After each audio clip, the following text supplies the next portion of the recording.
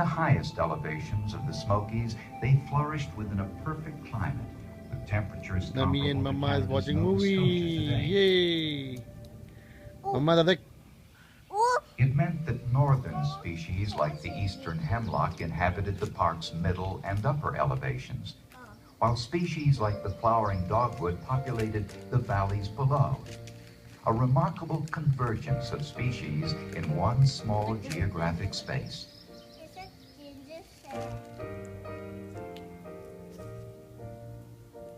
The Smokies have the most complex topography in the southern Appalachians.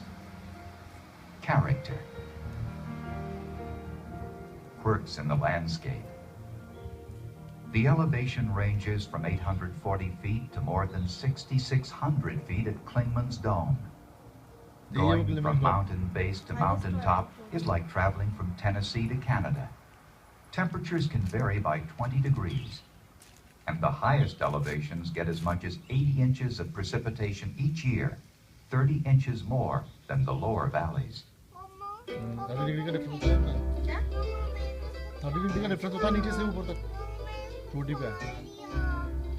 Variations of climate and topography create many different environments within the landscape. From wetlands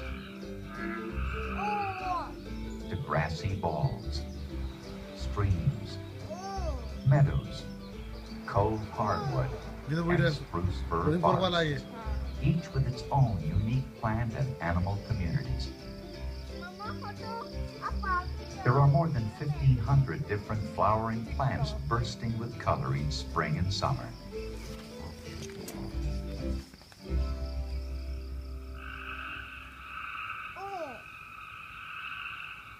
An enormous variety of amphibians flourish in these mountains.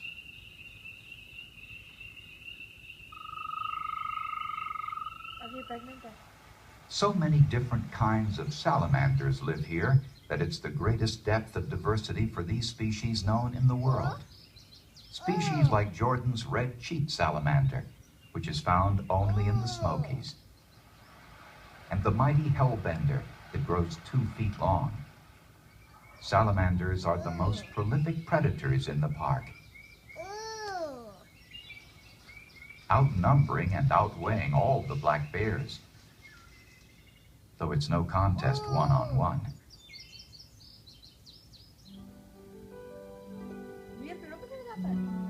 Okay,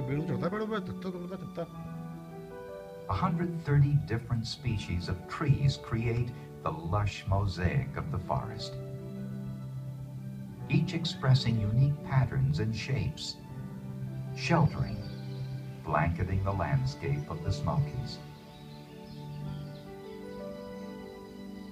About 25% of the park is undisturbed old-growth forest, with trees at least 150 years old, and some more than 400 years old.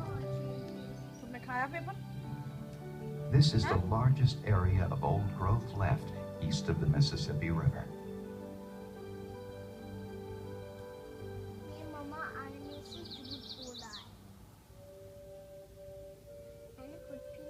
Over time, this environment supported humans as well.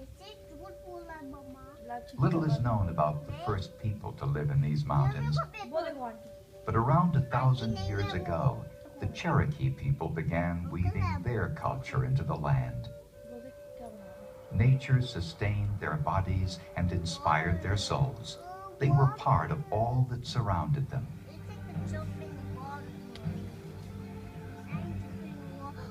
Then, in 1838, that connection was tragically broken.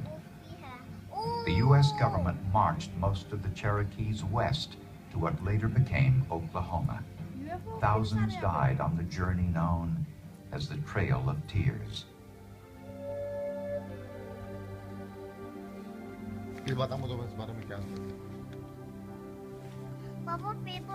Today, their presence remains in park names like Chattahoochee and Econolofty. Their culture lives on in descendants of those who escaped the Trail of Tears and reclaimed some of their old homeland.